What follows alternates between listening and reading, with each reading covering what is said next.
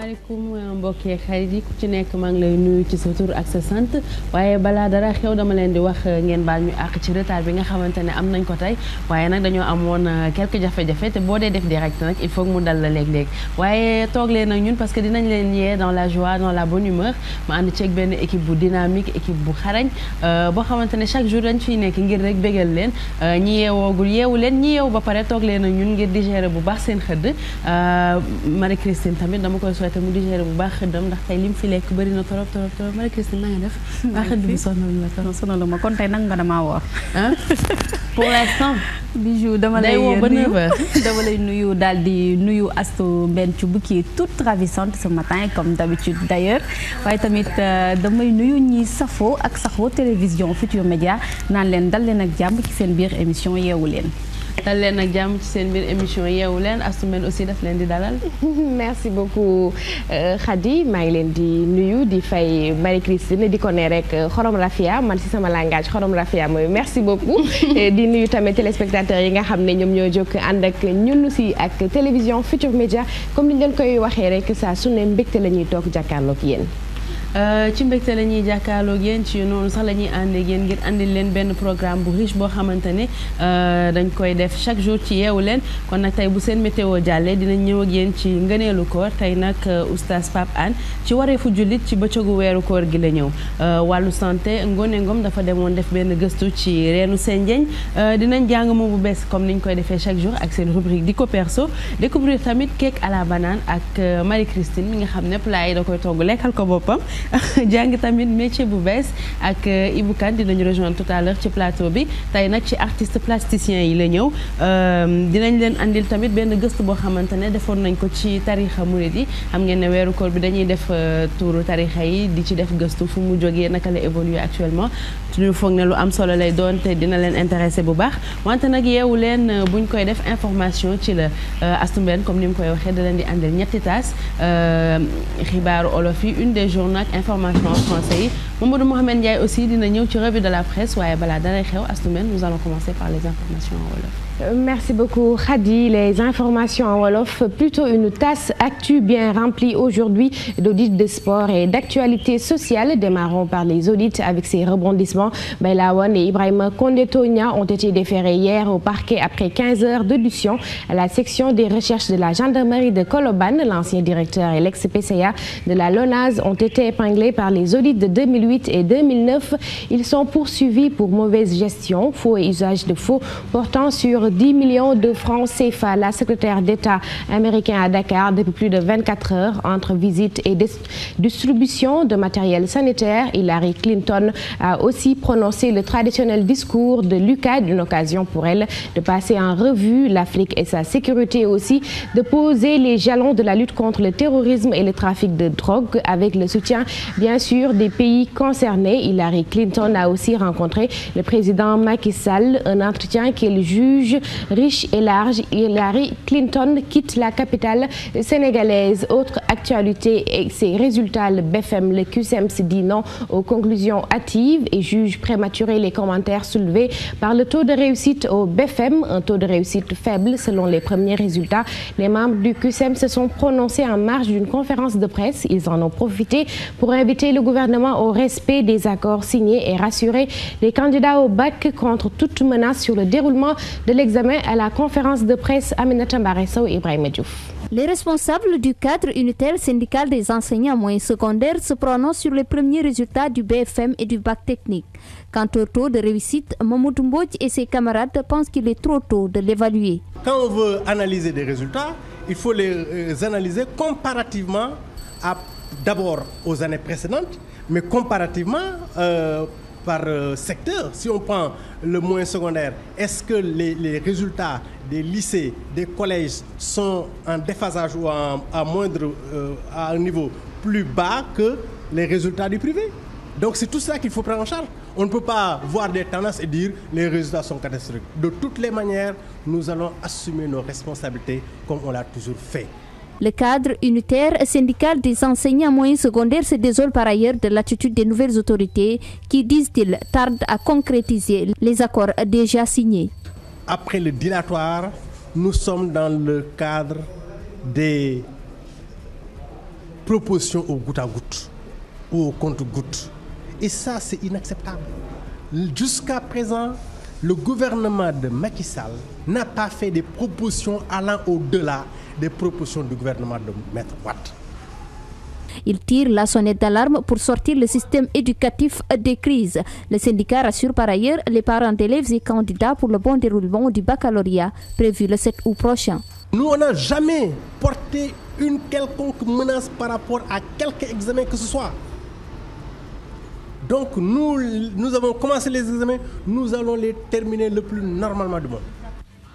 Coucou, revoilà les coupures d'électricité. Dakar et sa banlieue, dans tous leurs états, les populations crient le ras-le-bol et demandent un retour à la normale. Dans certains quartiers, le temps des coupures peut aller jusqu'à plusieurs heures. Une situation intenable avec le ramadan et cette forte chaleur. À Mermoz, c'est la galère, constat fait par Ibrahima Saounera et Marjan. Les coupures d'électricité ont repris de plus belle dans la capitale sénégalaise. Au quartier résidentiel de Mermoz, les populations ne savent plus où donner de la tête. C'est très difficile, on n'a pratiquement pas d'électricité, ni dans la journée, ni dans la nuit. Chaque 30 minutes, il y a coupure et puis bon, quand ça vient, dès qu'on commence à travailler, peut-être 2-3 minutes, ça recoupe. Donc vraiment, ça joue aussi le boulot. Les délestages causent beaucoup de préjudices dans les foyers et les lieux de travail. Tous nos matériels sont gâtés, on ne peut plus rien garder dans nos frigos. On perd souvent nos stocks de viande car les coupures sont fréquentes. Là, on est obligé de se ravitailler à nouveau pour repartir à zéro. C'est vraiment difficile. Difficile pour ces tailleurs, ces coiffeurs et ces boulangers de satisfaire la clientèle avec les coupures intempestives d'électricité. En période de fête, mais à chaque fois, vraiment, avec coupure, vraiment, on arrive pas à sortir, quoi. Ça nous cause beaucoup de problèmes. Parce que parfois, quand on manque, par exemple, de la glace, il faut aller dans les maisons chercher de la glace. Et ce n'est pas toutes les maisons qui ont de groupe. Donc, ça va nous causer beaucoup de pertes, hein, parce que nos clients n'auront pas de pain. Ces coupures ne nous arrangent pas vraiment. Je suis obligé d'utiliser mon groupe électrogène alors que le carburant coûte vraiment très cher. En attendant un retour à la normale, les groupes électrogènes prennent les relais. Un moyen de substitution, pas à la portée de tous. Une autre actualité toujours sociale, installation d'un système de pointage à l'hôpital Aristide Le Dantec. Les autorités décident de mettre fin au laxisme. Les retards et absences non justifiées ne sont plus autorisés. Les visiteurs approuvent et les travailleurs suggèrent des mesures d'accompagnement. Adieu Tala, Yaya Diallo devant l'hôpital Aristide Le Dantec.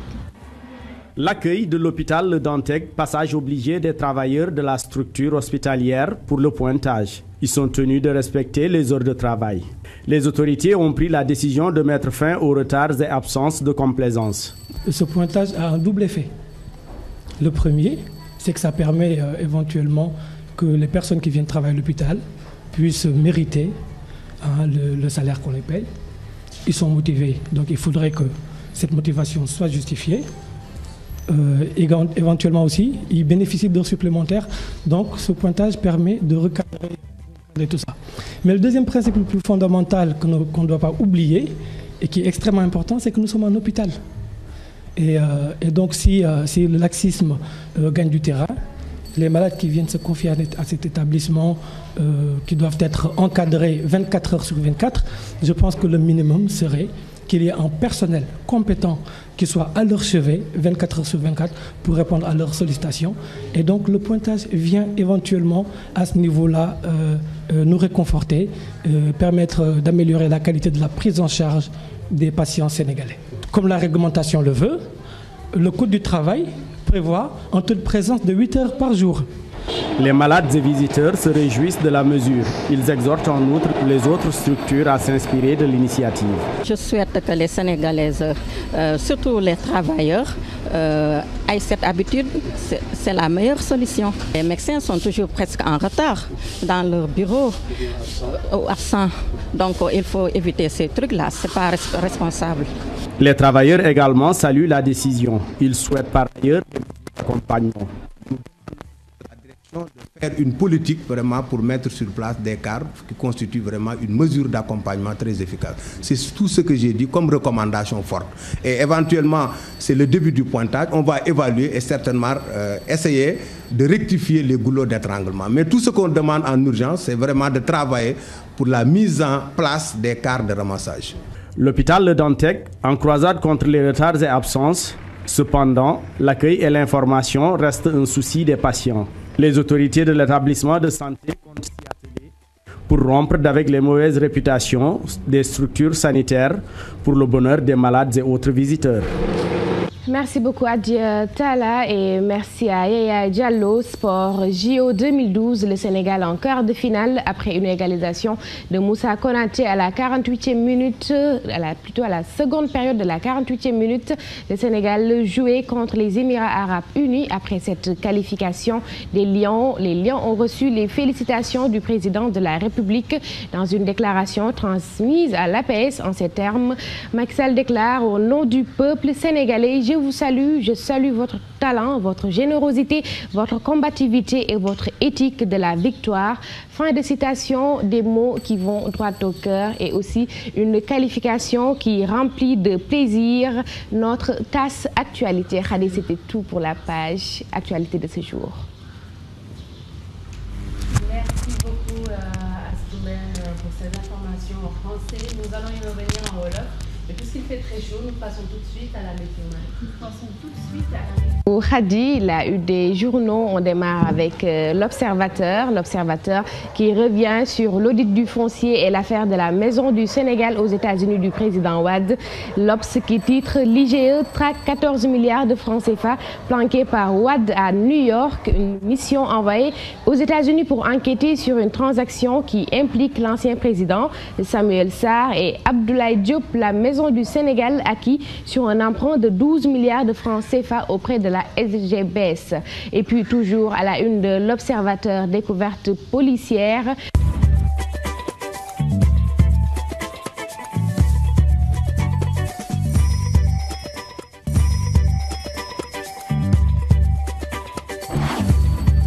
Yotox moo leen di may seen météo.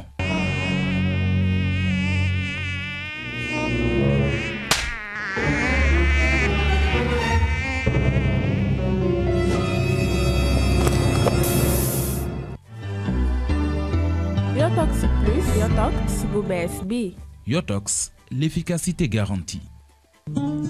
Bonjour chers téléspectateurs de la télévision Futur Média, bonjour à cette équipe de Yeewu Leen de ce matin et bienvenue dans ce point météo du jour.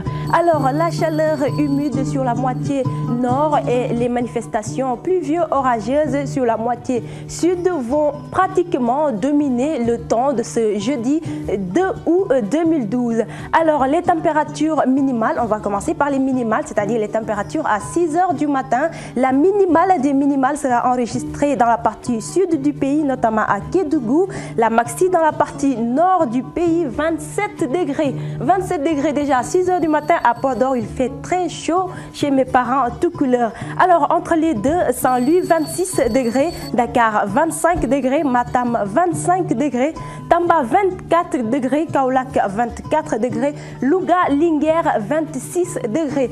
Ces températures à 15 h vont connaître une légère hausse, ce qui va donner une minimale à Dakar avec 31 degrés. La maxi toujours dans la partie nord du pays, précisément à Podor. Alors toujours à Podor, 38 degrés à Podor. Entre les deux, Matam 36 degrés, Saint-Louis 32 degrés, Tamba 34 degrés, Linguère 36 degrés, Diourbel 34 degrés, Kaolack 35 degrés. La météo prévoit pour ce jeudi 2 août 2012 des manifestations pluvieuses orageuses dans la partie sud du pays, progressant vers le centre, mais aussi à l'est du pays à Matam. Dans la moitié nord du pays, une alternance de temps ensoleillé et de passages nuageux avec de faibles risques de pluie ici à Dakar. Alors, côté mer, retenez que la mer sera belle à peu agitée sur l'axe nord Dakar-Saint-Louis, peu agitée à agitée sur l'axe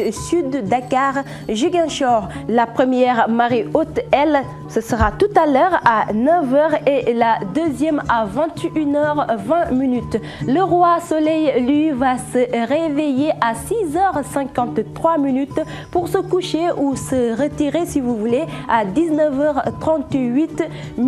Pour les jeûneurs, retenez 13h15 de jet. C'est quand même beaucoup, hein? Oui, c'est beaucoup. Mais bon, du courage, ça va aller avec cette chaleur humide. Merci d'avoir suivi cette page météo du jour et à demain. Yotox moo leen doon may seen météo.